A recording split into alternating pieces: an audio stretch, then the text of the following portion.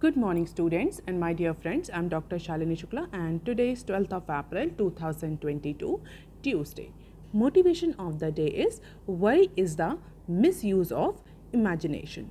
In today's discussion, we are going to cover these articles. So let's start with article number 1 given on page number 1 of Business Standard. TRAI slashes 5G spectrum base price by 36%. So finally, Telecom Regulatory Authority of India has set the stage for next 5G spectrum auction, that is 5G airwaves in the bandwidth of 33 to 3600 megahertz, जिसमें try ने जो base price है उसको 36% तक reduce कर दिया है। तो फाइनली जो टेलीकॉम सर्विस प्रोवाइडर्स हैं उनकी रिक्वेस्ट को एक्सेप्ट करते हुए ट्राई ने 3300 से 3670 का जो मेगाहर्ट्ज का जो बैंडविड्थ है उसके स्पेक्ट्रम में जो बेस प्राइस है उसको 36% तक रिड्यूस कर दिया है। इसके अलावा against the request, against the suggestions of the telecom service companies, try has also set up the private network by simply access providers and recommended an administrative allotment of certain spectrum or certain bands to these access providers। तो ये telecom companies हमेशा से इस चीज़ के लिए opposition कर रही थी, बट फिलहाल के लिए ट्राई ने प्राइवेट नेटवर्क को सेट करने के लिए अप्रूवल देने का भी स्टार्ट कर दिया है बाई एक्सेस प्रोवाइडर, और जिसके तहत उनको एक एडमिनिस्ट्रेटिव स्पेक्ट्रम का अलॉटमेंट होगा। So these are the few parts of TRAI recommendation जो कि मंडे को रिलीज़ हुए हैं, और उसमें क्लियरली मेंशन है कि इसके पहले जो अनसोल्ड स्पेक्ट्रम से प्रीवियस ऑक्शंस में जो अनसोल्ड स्पेक्ट्रम रहे हैं और जो कुछ नए अवेलेबल स्पेक्ट्रम्स हैं 600, 3300 और 24.25 गीगाहर्ट्ज़ की जो रेंज में बैंडविड्थ में जो स्पेक्ट्रम है उन सब का एलोकेशन नेक्स्ट ऑक्शन में 5G ऑक्शन में किया जाएगा। 2018 की बात है, 2018 में सिमिलर बैंडविड्थ में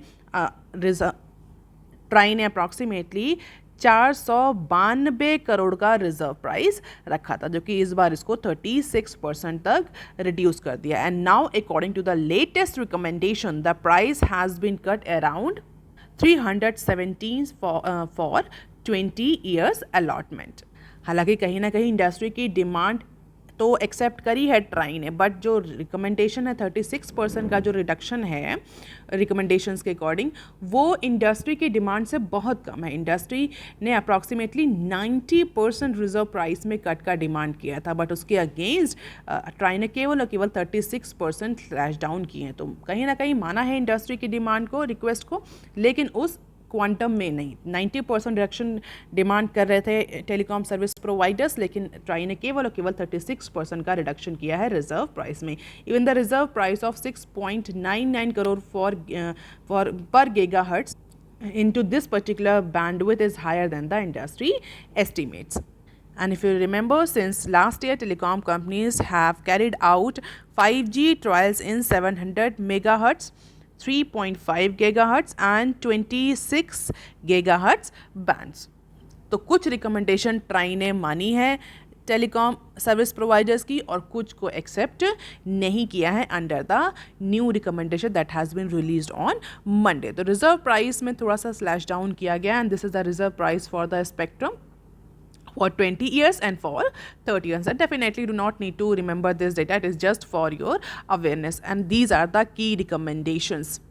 And one of the other recommendation is that a spectrum to be assigned in a contiguous manners, and telco should be allowed to ease payment option including the part payments with flexibility and try will also provide the moratorium period. इसका सीधा reason क्यों है? अगर payments की बात करी जाए, pricing की बात करी जाए, तो सीधा रीज़न ये है कि जिस तरह से टेलीकॉम इंडस्ट्री इस समय डोल ड्रम की सिचुएशन में है, अगर हम देखें तो वोडाफोन हो चाहे एयरटेल हो, they are having the huge dues और burden because of the AGR other tax related issues. तो उसको थोड़ा सा सपोर्ट करने के लिए ट्राई ने इस बार की जो रिकमेंडेशन है उसमें प्राइसिंग और पेमेंट पर ज़्यादा ध्यान दिया है। अब देख लेते हैं article number 2 that is given on page number 4 of business standard. Nepal's ban on non essential imports may hit India hard. Last week Nepal Rastra Bank, जो कि नेपाल का सेंट्रल बैंक है, जैसे हमारे यहाँ RBI है वैसे नेपाल का जो सेंट्रल बैंक है that is Nepal Rastra bank. तो last week Nepal Rastra bank ने या NRB ने कमर्शियल बैंक्स को इंस्ट्रक्ट किया है not to open the letter of credits for importing non essential items. इसका सीधा मतलब ये है कि नेपाल ये चाहता है कि जो कंट्री उसमें जो इम्पोर्ट हो रहा है नॉन एसेंशियल जो आइटम्स है, कमोडिटीज़ है, गुड्स का इम्पोर्ट हो रहा है वो रिड्यूस हो, और उसके लिए बैंक्स को डायरेक्ट किया गया है, कमर्शियल बैंक्स को, कि किसी भी तरह का लेटर ऑफ क्रेडिट ओपन ना किया जाए for importing any short of non essential items. तो लेटर ऑफ क्रेडिट एक बहुत इंपॉर्टेंट इंस्ट्रूमेंट होता है इंटरनेशनल ट्रेड में, जहाँ पर traders letter of credit issue करते हैं for payments against any commodity any services they have availed, और जो भी ट्रेडिंग हो रही है उसके लिए लेटर ऑफ क्रेडिट इशू किया जाता है। And it is very important. Generally बहुत सारे जो ट्रांजेक्शन्स होते हैं वो कैश में या करेंसी में इमीडिएटली नहीं होते, लेटर ऑफ क्रेडिट और इस तरह के बहुत सारे अदर इंस्ट्रूमेंट्स भी चलते हैं। तो कमर्शियल बैंक्स को बोला गया कि आप लेटर ऑफ क्रेडिट इशू ही मत करिए। किस तरह के आइटम्स के लिए? ऐसे इंपोर्ट्स के लिए जो कि नॉन इसेंशियल हैं, जो कि इकोनॉमी के लिए बहुत ज़्यादा इसेंशियल नहीं है, या जिनका सब्सटीट्यूट या रिप्लेसमेंट इकोनॉमी में अवेलेबल है।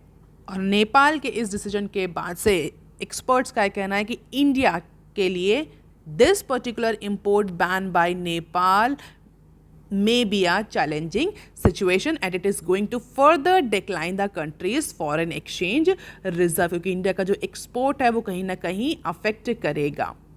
हालांकि अगर हम देखें तो कोई तरह का इस तरह का अभी ऑफिशियल कम्युनिकेशन नहीं है, कोई लेटर पे ऐसा कम्युनिकेशन देखने को नहीं मिला है नेशनल लेवल पे, कि ऐसा नहीं कि नेपाल राष्ट्र बैंक ने कोई लेटर इशू किया हो, ऑफिशियल कम्युनिकेशन किया हो, but yes it is an informal communication just to avoid the import bill.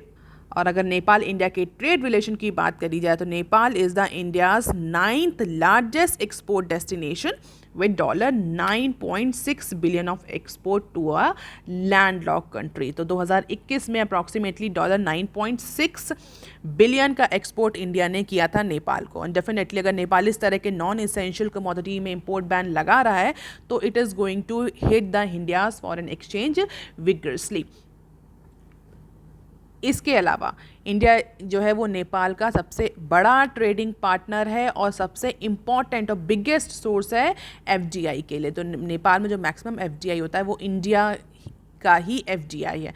And definitely in case of Nepal India जो है वो ट्रेड सरप्लस में रहता है। अप्रॉक्सीमेटली 8.3 बिलियन का ट्रेड सरप्लस रहा है 2021 में, जब इंडिया ने इतने $9.6 बिलियन का एक्सपोर्ट किया है नेपाल को और केवल $1.3 बिलियन का इंपोर्ट्स किया है नेपाल से इन फाइनेंशियल ईयर 21। और अगर की इंपोर्ट्स की बात करी जाए तो नेपाल के जो की इंपोर्ट्स होते हैं इंडिया से, that is petroleum products, motor vehicles, rice, machinery, medicines, iron, steel products, electric equipment, cements, vegetables, ये सारा इंडिया एक्सपोर्ट करता है नेपाल को। अब यहाँ पर आता है कि नॉन इसेंशियल कौन से कमोडिटीज है जिन पर बेसिकली जो नेपाल है वो बैन करना चाहता है। नेपाल चाहता है कि इस पर्टिकुलर कमोडिटी में इंडिया से या इंपोर्ट ना हो या किसी अदर कंट्री से इंपोर्ट ना हो, just to reduce in import bills. तो नॉन एसेंशियल कमोडिटीज़ की लिस्ट में या नॉन एसेंशियल प्रोडक्ट्स की लिस्ट में अगर मीडिया की रिपोर्ट्स के थ्रू जाया जाए, नेपाल की मीडिया की रिपोर्ट्स के थ्रू, तो bicycle, mopeds, rice, gold, electric appliances, silver, ये सारे कमोडिटीज़ जो हैं वो नॉन इसेंशियल हैं as per the Nepal government. It means इनके रिप्लेसमेंट अवेलेबल है उनकी लोकल इकोनॉमी में और वो चाहते हैं कि जो उनकी लोकल इकोनॉमी, लोकल प्रोड्यूसर्स हैं वो इसको ज़्यादा प्रोड्यूस करें, कंज्यूमर्स जो हैं वो लोकल प्रोड्यूसर से ही बाई करें। और इसीलिए बैंक्स को इनफॉर्मली कम्युनिकेट किया गया कि किसी भी तरह का लेटर ऑफ क्रेडिट इशू नहीं करना है for any short of import from other countries.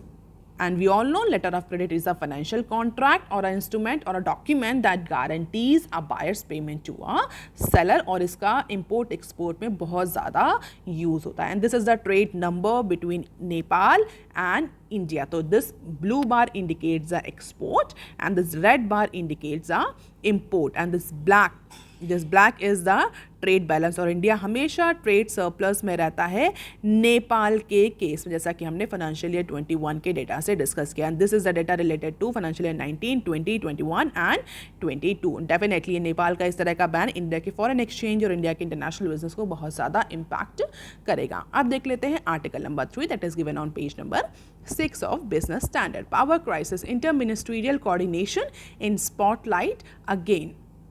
India में पावर क्राइसिस को लेकर के दोबारा से स्पेकुलेशन होने लगे, even as the power outage rise in the country amid the strong heat waves. Power, coal and railway ministries are busy in blaming each other. जो power ministry है वो कोल मिनिस्ट्री को रिस्पॉन्सिबल ठहरा रही, coal ministry railway ministry को responsible कर रही है, तो lot of blame game is going on. But अगर डेटा को देखा जाए तो numbers indicates that availability of the rakes और the wagon is a very important key issue right now, जिसकी वजह से जून में जो पावर क्राइसिस है वो एंटिसिपेट करी जा रही है। हालांकि ऐसा कहा जा रहा है कि शायद रेलवे जो है, इंडियन रेलवे, वो जो वैगन्स की जो कमी हो रही है, कैरियर्स की जो कमी हो रही है, रैक्स की जो कमी हो रही है, अदर सेक्टर से उसको शिफ्ट करके पावर इंडस्ट्री में ला सकती है। Rakes are generally use to transport the coal to the thermal power plants. तो कोरियर की वजह से हम बोल सकते हैं, ट्रांसपोर्टेशन के चैलेंजेस की वजह से जो कोल है वो रिक्वायर्ड थर्मल प्लांट्स तक नहीं पहुंच पा रहा। Shortage of coal affects power production और जनरेशन, ऐसा कहना है पावर मिनिस्ट्री का। तो अभी रिसेंटली हमने सब ने कोल की शॉर्टेज फेस करी, जहाँ पर इंडिया के पास एक टाइम पर केवल 8 दिन का कोल रह गया था CIL के पास। अब ट्रांसपोर्टेशन को लेकर के चैलेंजेस हो रहे हैं। ऐसा कहना है कि रेलवे मिनिस्ट्री के पास प्रॉपर रैक्स नहीं है, वैगन्स नहीं है just to transport the coal to the thermal power plants. And based on the latest data available, electricity shortage को अगर देखा जाए तो electricity shortage was approximately 63.19 million units MU on April 11 compared to 9.89 MU on March 11। तो एक महीने से, just एक महीने पहले से और आज अप्रैल के में जो इलेक्ट्रिसिटी शॉर्टेज है वो अप्रॉक्सीमेटली 7 times इंक्रीज हो गया है। और अप्रैल 7 का डेटा देखा जाए तो अप्रैल 7 में it was approximately 80 MU, almost close to all time high. All time high कब था? अक्टूबर 12, 2021 में जो इलेक्ट्रिसिटी शॉर्टेज थी वो अप्रॉक्सीमेटली 82 MU थी, 82 मिलियन यूनिट्स थी, जो कि अप्रैल 11 में इंक्रीज होते होते 63.19 पहुंच गई। और ऐसा कहा जा रहा है कि अप्रैल 7 में इट वॉज अप्रॉक्सीमेटली 18 MU। तो इलेक्ट्रिसिटी शॉर्टेज जो है, जो पावर आउटेज है, वो इंक्रीज हो रहा है, कंट्री के कुछ पार्ट्स में ज़्यादा देखने को मिल रहा है। और इस बार इसका रीज़न जो है वो सप्लाई शॉर्टेज की वजह से, जो ट्रांसपोर्टेशन रिलेटेड चैलेंजेस हैं उनकी वजह से। अगर सप्लाई शॉर्टेज को देखा जाए तो supply shortage during peak hours was seen at approximately 1865 megahertz on April 11, जो कि पिछले महीने से अप्रॉक्सीमेटली 700 मेगावाट्स ज़्यादा है। हालांकि जो ऑफिशियल्स हैं उनका अपना अलग पॉइंट ऑफ व्यू, उनका कहना है कि कोई पावर शॉर्टेज नहीं है, हमारे पास सफिशेंट कैपेसिटी है, सफिशेंट स्टोरेज है, सफिशेंट कोल अवेलेबल है। लेकिन अगर डेटा को देखा जाए, इंडियन रेलवे के डेटा को इस समय देखा जाए तो numbers of rakes loading for coal and coke sector rose 11% while uploading saw a dip of 22%। तो डेटा तो कुछ और कह रहा है, बट जो ऑफिशियल्स हैं कुछ और कह रहे हैं। मिनिस्ट्रीज एक दूसरे को ब्लेम कर रही हैं, बट ऐसा एंटिसिपेट किया जा रहा है कि आगे आने वाले जून मंथ में because of the transportation related issues there could be a power crisis. So let's see इस बार ट्रांसपोर्टेशन को लेकर के किस तरीके से जो चैलेंजेस हैं वो ओवरकम किए जा सकते हैं। और अगर डिशकॉम और जेनकॉम्स की बात करें तो उनके जो ड्यूज़ हैं वो ऑलरेडी इंक्रीज़ हो रहे हैं। डिशकॉम्स का जो ओवर ड्यू है पिछले लास्ट 2 सालों में 20% और ज़्यादा बढ़ गया है। बहुत सारी स्कीम गवर्नमेंट ला रही है इनको रिवाइव करने के लिए, बट बहुत ज़्यादा इम्पैक्ट उसका देखने को नहीं मिल रहा। अगर लास्ट 2 ईयर्स का डेटा देखा जाए तो जो ड्यूज़ हैं वो 20% तक इंक्रीज़ हुए हैं। This light grey bar indicates are overdues and current bar indicates a black bar indicates a current dues, and there is an increase of 20%। तो लास्ट 2 ईयर्स के जो डेटा है ब्लैक में आप देख सकते हैं कि हर साल कितना ड्यू डिस्कॉम का बढ़ रहा है। Discom here stands for distribution companies which are responsible for distributing electricity to other states. और location. These are the 21 states recorded and increase in overdues. तो ये स्टेट्स की लिस्ट है, 21 स्टेट्स जिनके जो डिस्कॉम के ड्यूज़ हैं वो बढ़े हैं। इसके अलावा जो अदर स्टेट्स हैं वहाँ पर जो ड्यूज़ हैं वो थोड़े से रिड्यूस हुए हैं। हालांकि जो most of the industrial states हैं, डेवलप्ड स्टेट्स हैं, वो इस लिस्ट में आ रहे हैं। किस स्टेट्स इंडिया के ऐसे हैं जहाँ पर डिस्कॉम के जो ड्यूज़ हैं वो लास्ट 2 ईयर्स में इंक्रीज हुए हैं, इंक्लूडिंग जम्मू कश्मीर, हिमाचल प्रदेश, पंजाब, चंडीगढ़, उत्तराखंड, दिल्ली, और लगभग अप्रॉक्सीमेटली आप देख सकते हैं कि सारे ही स्टेट्स का नाम इसमें है। And 9 states have overdues exceeding the 6 months. तो 9 स्टेट्स का जो डेटा है वो जो कितने मंथ्स में उनके ड्यूज़ बढ़े हैं, अप्रैल 21, अप्रैल 22 का डेटा। And definitely do not need to mark up this data, you can just have the glimpse of it just to understand the flight of discom in India. और गवर्नमेंट कितने सारे स्कीम्स भी ला रही है डिस्कॉम्स को revive करने के लिए, बट उसका इम्पैक्ट अभी ग्राउंड लेवल पर देखने को नहीं मिल रहा है। आप देख लेते हैं some other news clips. TCS revenue crosses ₹50K crore, seen record order book in Q4। कल हमने डिस्कस किया था कि Q4 के रिजल्ट्स आने वाले हैं, और जो बेंचमार्क इंडाइसेस हैं, ब्रोकरेज हाउसेस हैं, दे आर एंटिसिपेटिंग कि Q4 में कंपनीज जो हैं वो अच्छे प्रॉफिट मार्जिन रजिस्टर करेंगी, जिसमें टाटा ग्रुप को लेकर भी एंटिसिपेशन किया गया था कि टाटा के जो रिजल्ट्स हैं वो सबसे अच्छे रहेंगे। टाटा TCS का जो रिजल्ट है वो रिसेंटली डिक्लेयर हुए हैं। As per the recent results और परफॉर्मेंस, टाटा ने 50,000 करोड़ का रेवेन्यू मार्क क्रॉस कर लिया है इन Q4। तो TCS has beat the street estimates as information technology major reported the highest ever order book and crossed the revenue milestone of 50,000 crore into this quarter। तो इस quarter में highest incremental revenue addition किया है approximately $3.5 billion का TCS ने। तो Q4 में TCS ने एक स्ट्रॉन्ग ग्रोथ रजिस्टर करी है with the net profit of 9,926 crore. और जो ब्लूम्सबर्ग के अदर जो एस्टिमेट्स थे एजेंसीज के, उससे ज़्यादा TCS ने, उससे अच्छी परफॉर्मेंस TCS ने दी है। अब देख लेते हैं नेक्स्ट क्लिप। इंडियन इशूअर्स बोरो लेस देन ग्लोबल पीयर्स। अगर कॉरपोरेट्स में बोरोइंग की बात करी जाए तो बोरोइंग के बहुत सारे मीन्स होते हैं, जैसे हमने डिस्कस भी किया है। IPO जो है सबसे प्रेफर्ड मीन है इस समय फंड रेज करने का, और इंडियन कंपनीज जो हैं वो इस समय IPO ज़्यादा इशू कर रही हैं, बट बॉन्ड्स, डिबेंचर या अदर इंस्ट्रूमेंट्स या अदर मीडियम्स भी अवेलेबल हैं फॉर कंपनीज। लेकिन as per the recent data, अगर इंडियन इशूअर्स की बात करी जाए तो इंडियन इशूअर्स जो हैं वो ग्लोबल पीयर्स के कंपैरिजन में सबसे कम बोरोइंग कर रहे हैं थ्रू बॉन्ड्स। बॉन्ड्स को अगर देखा जाए तो बॉन्ड से कम बोरोइंग की है Indian issuer companies. The total value of bond issuance was down 10% on a rolling 4-quarter basis in March 2022। तो फाइनेंशियल ईयर 22 में जो इंडियन कंपनीज हैं, इंडियन इशूअर्स हैं, they are preferring less to borrow from the bonds in comparison to their global peers। तो London stock exchange LSEG का एक data है जिसमें एक कंपैरिजन के लिए डेटा प्रेजेंट किया गया, और 2019 से लेकर के 2022 तक का डेटा है, जिसके अकॉर्डिंग जो इंडियन इशूअर्स हैं वो बॉन्ड्स को कम प्रेफर कर रहे हैं for borrowing from the market in comparison to the global peers. और अगर देखें प्री पैंडेमिक सिचुएशन से कंपेयर करें तो इंडिया में जो इशूअर्स हैं उनका 10% फॉल देखने को मिला है फ्रॉम द बोरोइंग लेवल जो प्री पैंडेमिक था उससे 10% और रिड्यूस हो गया, जबकि ग्लोबल जो कंपनीज हैं, जो ग्लोबल इशूअर्स हैं, उनके केस में 39.3% का इंक्रीज देखने को मिल रहा है in terms of borrowing from the bonds. Emerging market और जो इंडिया के अलावा जो अदर इमर्जिंग मार्केट हैं उन मार्केट्स हैं उनमें 42.8% का इंक्रीज देखने को मिल रहा है। तो in comparison to the other companies, Indian issuers are borrowing lesser through bonds। और उसका सीधा रीज़न हम डिस्कस भी कर चुके हैं कि वी आर और इवन इंडिया IPO को लेकर के जो अट्रैक्टिवनेस अभी 2-3 सालों में, इवन पैंडेमिक के ड्यूरेशन में देखने को मिली, इतनी पहले कभी देखने को नहीं मिली। और इसका रीज़न ईजी नॉर्म्स हो गए हैं, रिटेल पार्टिसिपेशन बढ़ गया, तो कंपनी सोचती है कि IPO लाना is the preferred mode for fund raising instead of going for other instruments like bond और डिबेंचर्स। अब देख लेते हैं next clip. GST council meeting unlikely this month.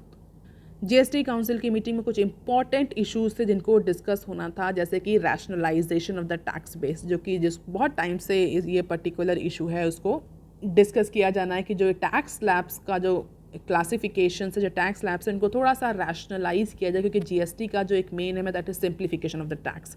और जितने सारे टैक्स स्लैब्स हैं ये अगेन और ज़्यादा कॉम्प्लेक्सिटी इंक्रीज़ कर रहे हैं। पहले तो IGST, CGST, SGST, इसके बाद 5 जो टैक्स स्लैब्स हैं वो, तो ये सारा जो स्ट्रक्चर है ये बहुत ज़्यादा कॉम्प्लेक्सिटीज़ को इंक्रीज़ कर रहा है। इसीलिए रैशनलाइजेशन की बात को लेकर के बहुत टाइम से जो एक्सपर्ट्स हैं दे वर एंटिसिपेटिंग कि जीएसटी जो है काउंसिल वो मीट करेगा, कुछ टैक्स स्लैब्स में टैक्स बेसिस में कुछ रैशनलाइजेशन करा जाएगा। और इस महीने जीएसटी काउंसिल की मीटिंग को एंटिसिपेट किया जा रहा था, but as per the recent information फ़िलहाल के लिए जीएसटी काउंसिल की मीटिंग इस मंथ में नहीं होने वाली है। अगर रैशनलाइजेशन की बात करें, टैक्स रैशनलाइजेशन या टैक्स बेस रैशनलाइजेशन की बात करें, तो उसके लिए ग्रुप ऑफ मिनिस्टर्स का एक कमेटी सेट करी गई थी and the panel was expected to submit a report by last month and suggest various steps to raise the revenue including the hiking of the lower slabs and rationalisation of the slab. Currently, GST is the 4-tier structure attracting 5, 12, 18 और 28% taxes. तो जो group of ministers हैं उन्होंने फ़िलहाल के लिए अभी अपनी रिपोर्ट सबमिट नहीं करी है। पिछली 2 मीटिंग्स ऑलरेडी जीएसटी की हो चुकी हैं रैशनलाइजेशन को लेकर के, बट कोई कंक्लूजन नहीं आया। तो जो एंटिसिपेट किया जा रहा था कि अप्रैल मंथ में और मीटिंग होगी जहां पर रैशनलाइजेशन को लेकर के कुछ डिसीजन सामने आ सकता है, बट फिलहाल के लिए ऐसी कोई मीटिंग शेड्यूल नहीं है फॉर दिस मंथ। अब देख लेते हैं next clip. Gender equality rank declines a notch in 2022 against last year. तो despite maintaining a consistent performance on gender equity और equality, इंडिया की जो रैंक है वो एक नॉच या एक मार्क से गिर गई है इस पर्टिकुलर ईयर की। जो 2022 की जो जेंडर इक्वालिटी की रैंक है इंडिया की वो 124 आई है as per the world bank study, जो कि पिछले साल 123 थी। तो जो जेंडर इक्वलिटी इंडेक्स है उसमें इंडिया ने थोड़ा सा कम परफॉर्म किया है इस बार। हालांकि अगर देखा जाए रैंकिंग में तो ये नहीं है कि इंडिया की जो परफॉर्मेंस है, जो इंडिया की रैंकिंग है वो बिकॉज ऑफ कुछ सर्टन इंटरनल इश्यूज जो डिग्रेड हुई है, ऐसा नहीं है। जबकि रीज़न यहाँ पर ये है कि जो अदर कंट्रीज़ हैं उन्होंने इंडिया से ज़्यादा अच्छा परफॉर्म किया। So India's position went down despite its score remaining. जो स्कोर आता है, जो कैलकुलेशन एक्चुअल जो नंबर होता है वो सेम था, 74.4% ही था आउट ऑफ 100, जो कि पिछले 3 सालों में भी इतना ही था, 74.4। तो इंडिया के मार्क्स में या जो नंबर्स हैं, जो स्कोर्स हैं, उसमें कोई डिग्रेडेशन नहीं हुआ है। लेकिन इन कंपैरिजन टू इंडिया जो अदर इंडिया के काउंटर पार्ट कंट्रीज़ हैं उन्होंने अच्छी परफॉर्मेंस दी है। This means other countries reformed faster than India and did not bridging the gender gap, जिसकी वजह से इंडिया की जो रैंक है वो लोअर हुई है। अब ये रैंकिंग किस बेसिस पर करी जाती है? जेंडर इक्वलिटी की अगर हम बात करें, जो वर्ल्ड बैंक इस स्टडी को कंपाइल करता है, तो बेसिकली ये जो भी स्टडी होती है रैंकिंग की, this is on the basis of legal reforms on 8 counts: mobility, work place, पे, मैरिज, पेरेंटहुड, एंटरप्रेन्योरशिप, असेट और पेंशन। इन 8 एरिया में किस तरीके से लीगल रिफॉर्म्स लाए जा रहे हैं जस्ट टू इंश्योर कि जो वुमेन्स है उनका पार्टिसिपेशन इंक्रीज हो, इक्वलिटी आए। तो लीगल टर्म्स में इन 8 एरिया में किस तरीके से रिफॉर्म हो रहे हैं इसके बेसिस पर रैंकिंग करी जाती है। और सीधा सीधा यही रीज़न है कि अदर जो कंट्रीज़ हैं उन्होंने ज़्यादा जल्दी रिफॉर्म्स इंप्लीमेंट किए हैं, ज़्यादा अच्छे रिफॉर्म्स लाए हैं, जिसकी वजह से इंडिया की जो रैंकिंग है वो डाउन हो गई, क्योंकि इंडिया के साइड से ऐसा कोई सिग्निफिकेंट रिफॉर्म देखने को नहीं मिला। हालांकि 3 सालों में, पिछले 3 सालों का अगर डेटा देखें तो भी इंडिया कोई बहुत अच्छा परफॉर्म नहीं कर रहा। लेकिन इस बार जो अदर कंट्रीज है they have perform, they have done certain reforms और उन्होंने उसको बहुत अच्छे से इंप्लीमेंट किया, and that is why India's rank has gone down 1 notch. So that is all for today, students. If you want lecture PDF, you can join my Telegram channel. You can also follow me on other social media platforms. If you have any query and suggestion, you can write on comment section below. Please like, share and subscribe. Thank you. Have a nice day.